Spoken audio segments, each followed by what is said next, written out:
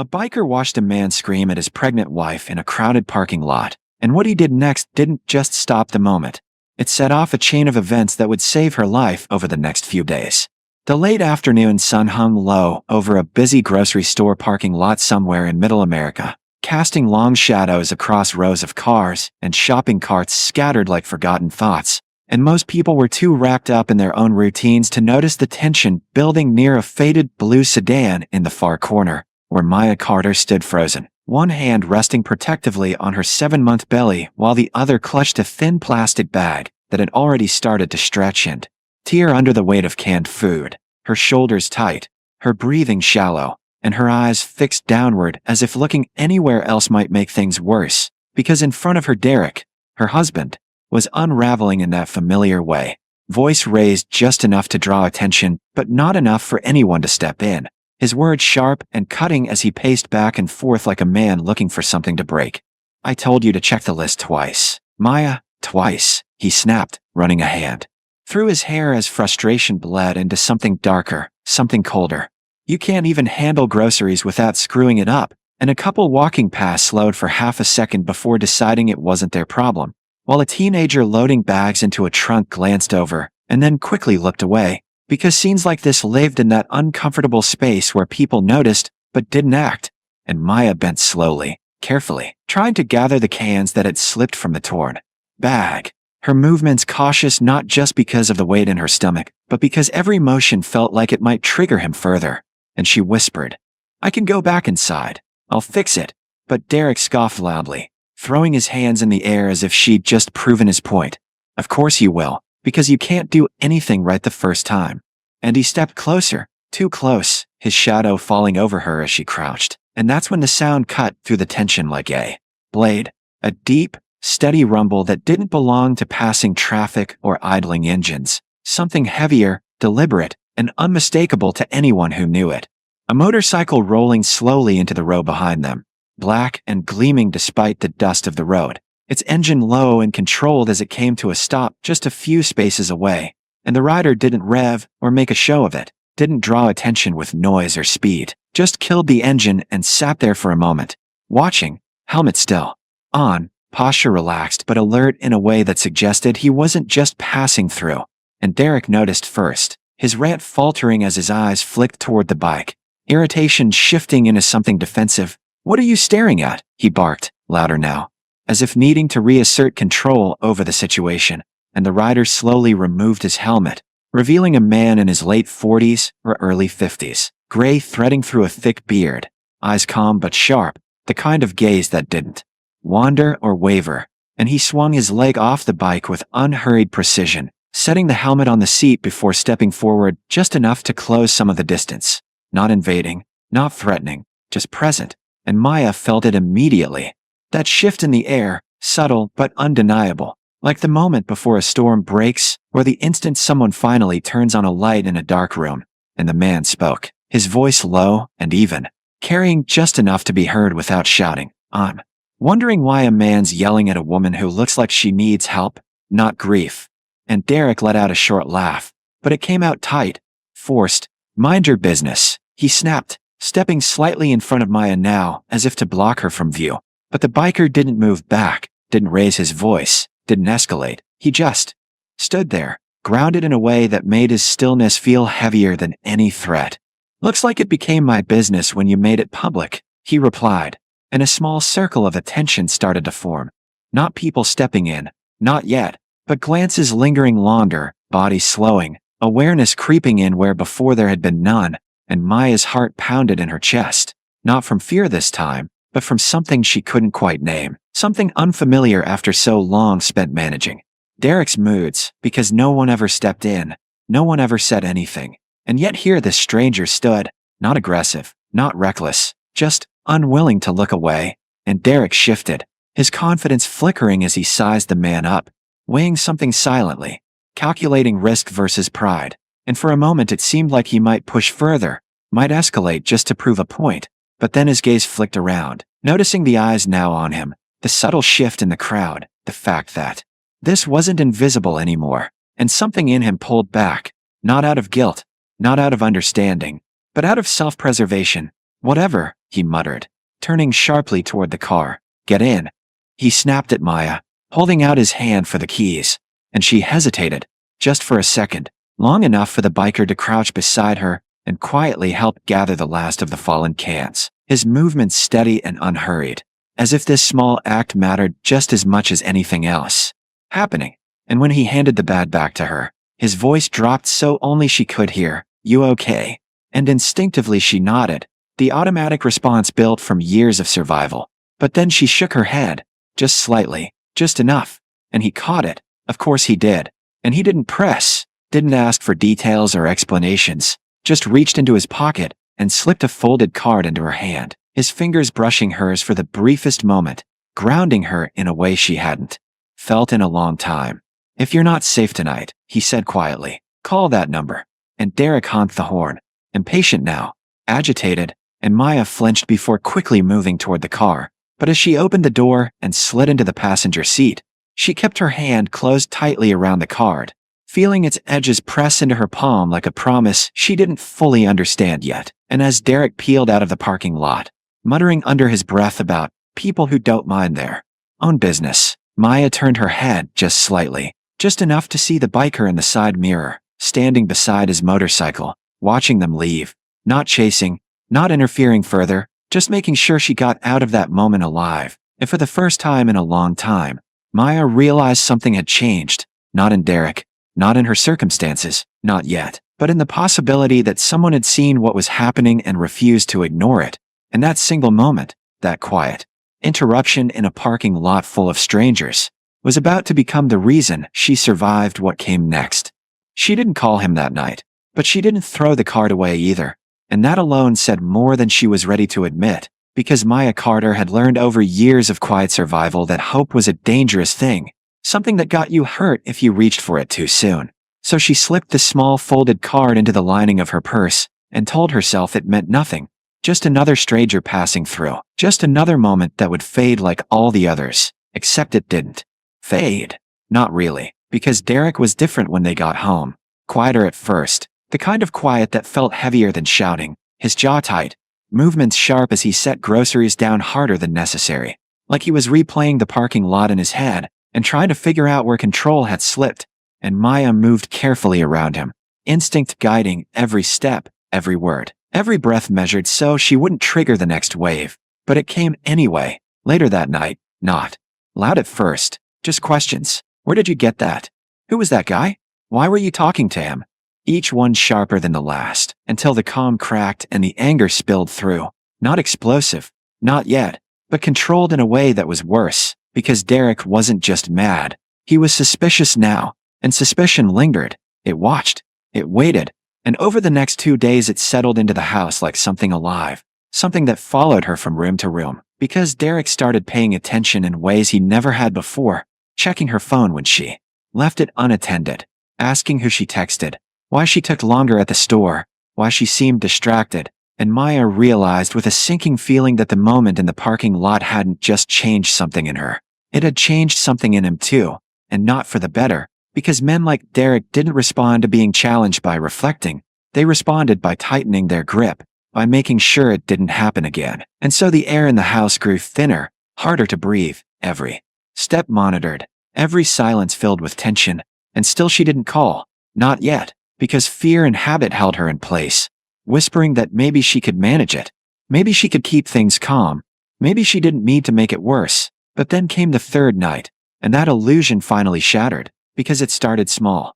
Always small, a misplaced receipt, a missed call, something trivial enough that it shouldn't have mattered. But it did, because Derek was already on edge, already looking for a reason, and when he found one, it escalated faster than before, his voice rising, pacing back and forth, words blurring into accusations that didn't make sense but didn't need to, and Maya stood near the kitchen counter, hands instinctively moving to her stomach, her body already bracing for what might come, and when she tried to respond, tried to explain, he stepped closer, too close, his frustration spilling over into something physical for the first time in months. A shove, not hard enough to knock her down, not enough to leave a mark that anyone would question, but enough to make her stumble, enough to make the room spin for a second, enough to break whatever denial she had left, and the silence that followed was louder than the argument itself, because Derek froze for a split second, as if even he hadn't planned to cross that line. But then his expression hardened, doubling down instead of pulling back. "Don't make me do that again," he muttered. Like it was her fault, like it always had been. And something inside Maya shifted in that moment. Not dramatic, not loud, just a quiet, irreversible realization that this didn't get better from here, that the line had been crossed, and it wouldn't uncross itself. And without another word, she turned and walked to the bathroom, closing the door behind her with steady hands before locking it. Her heart pounding so hard she could hear it in her ears, her breath coming fast and uneven as she leaned against the sink, staring at her reflection. And for the first time, she didn't try to justify it, didn't try to explain it away. She just saw it for what it was, and her hand moved almost on its own, reaching into her purse, pulling out the folded card she hadn't been able to throw away, her fingers trembling as she opened it, reading the name again, Jack Reynolds, and the number beneath it. Simple, unassuming, but suddenly heavier than anything she'd held in a long time, and she stood there for what felt like minutes, but was probably seconds, caught between fear and something else, something quieter but stronger, until finally she pressed the call button and held the phone to her ear, her breath catching as it rang once, twice, then clicked. "Yeah." His voice came through, steady, like he'd been expecting this, and for a moment she couldn't speak. The words stuck somewhere between her chest and her throat, because saying them out loud made it real, but he didn't rush her, didn't fill the silence, just waited. And then, gently, "Parking lot, blue sedan," he said, confirming, grounding her in the moment. "You called." And something about that, about him remembering, about him recognizing her without hesitation, broke through the last of her resistance. I don't know what to do," she whispered, her voice barely audible, and he didn't hesitate. "Are you safe right now?" he asked, direct but calm, and she glanced at the door, at the thin barrier between her and Derek. "For now," she said, and there was a brief pause, like he was thinking, calculating. "Stay there," he said finally. "I'm coming," and panic flared instantly. "No, you can't, Hill." But Jack cut her off, not harshly, just firmly. "I'm not coming inside," he said. "I'm coming close." And 20 minutes later, when Maya finally worked up the courage to peek through the bathroom window, pulling the curtain back just enough to see the street beyond, her breath caught in her chest, because there they were, 3 motorcycles parked across from the house, engines off, lights dark, just silhouettes in the dim glow of streetlights, and beside them stood Jack, arms crossed, posture relaxed but alert, not looking directly at the house, but aware of it in a way that made it clear he wasn't leaving anytime soon. And she didn't know how to process it at first, didn't understand what she was feeling, because no one had ever just shown up before. No one had ever made it clear that she wasn't alone without demanding something in return. And for the first time in longer than she could remember, the house didn't feel like a trap. It felt like something temporary, something she might actually leave. And that night, despite everything, despite Derek pacing in the living room, despite the tension still lingering in the air, Maya slept, not deeply, not peacefully, but enough to wake up with something she hadn't had in a long time, a sense that there might be a way out. And over the next few days, that feeling grew, because Jack didn't disappear, didn't fade into the background like everything else had.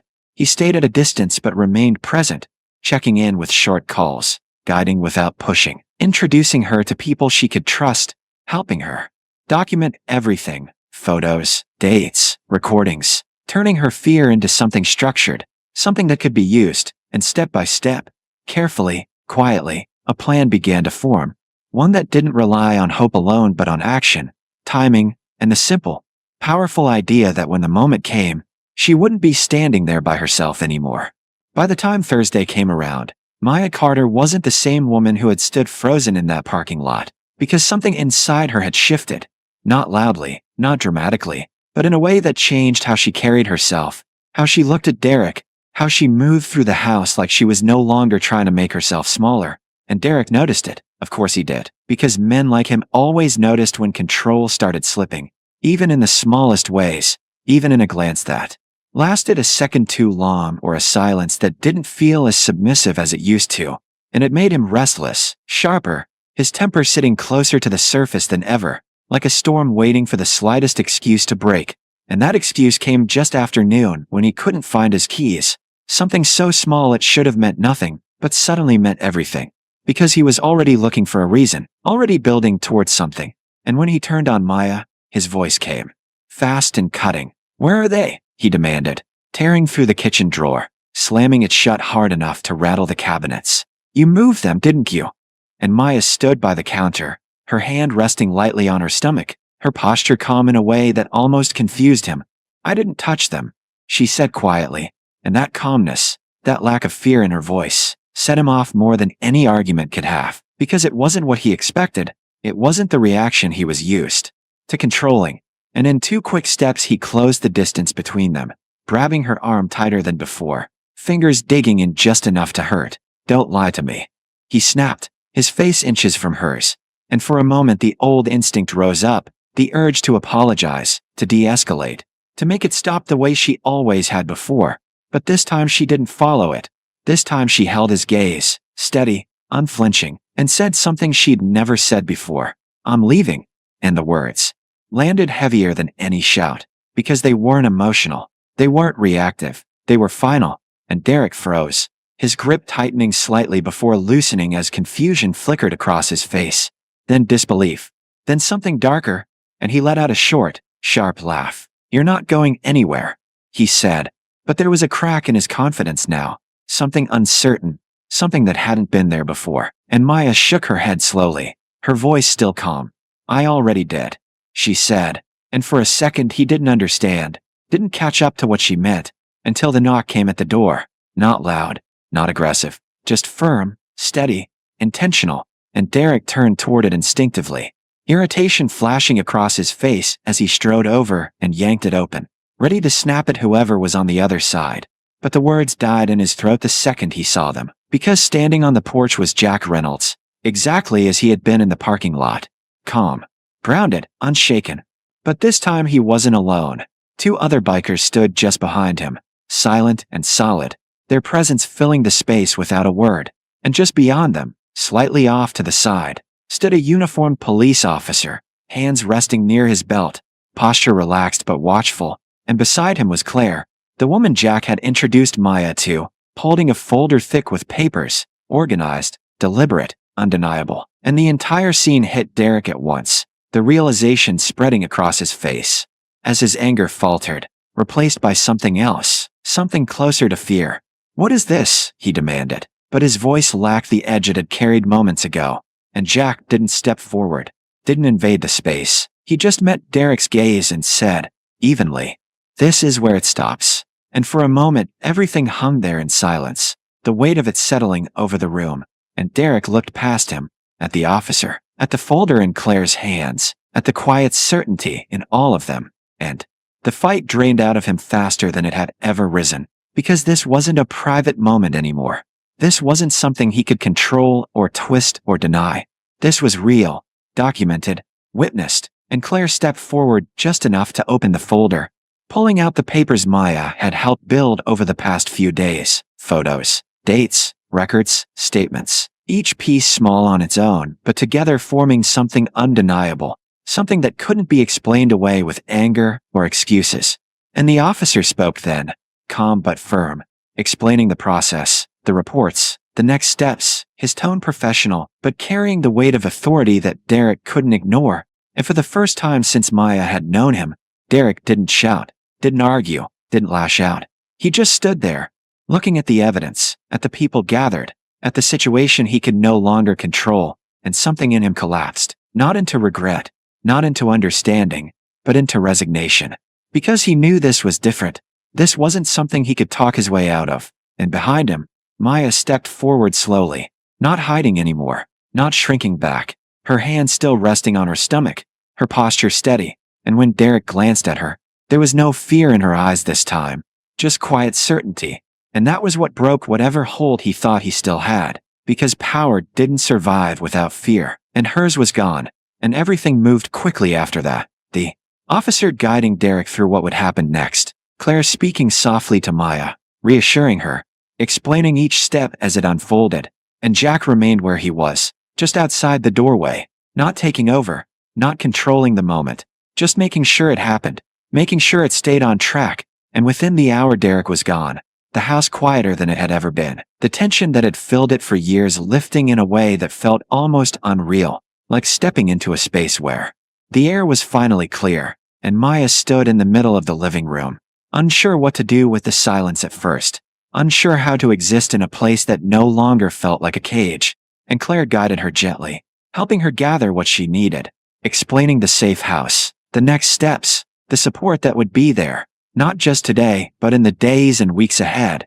And later that afternoon, as the sun dipped lower in the sky, Maya found herself standing outside a small, quiet house that didn't look like much from the outside but felt different the moment she stepped onto the porch, like something steady, something safe, and Jack was there, leaning against his motorcycle just a few feet away, arms crossed loosely, watching without staring, giving her space but staying close enough that she knew he hadn't just disappeared once the crisis passed, and she walked toward him slowly, stopping a few feet away, her hand resting on her stomach again, feeling the small, reassuring movement beneath it, and for a moment she didn't know what to say, because how did you thank someone for something like this? How did you put into words the way one moment in a parking lot had turned into this, into a way out, into a future she hadn't believed was possible? And finally, she said the only thing that made sense. You didn't even know me. And Jack shrugged slightly, like it wasn't complicated, like it didn't need to be explained. Didn't have to, he said, and she let out a small breath, something between a laugh and a release. Why? She asked, not out of doubt, but out of genuine curiosity. And he thought about it for a second, his gaze shifting briefly to the road before returning to her. Because someone should have done it sooner, he said simply. And there was no pride in his voice, no expectation, just a statement of fact, and Maya nodded, understanding more than he probably realized, because that was the truth at the center of everything. Not that he was a hero, not that she was helpless, but that sometimes all it took was one person, refusing to look away, one moment where someone stepped in instead of stepping past.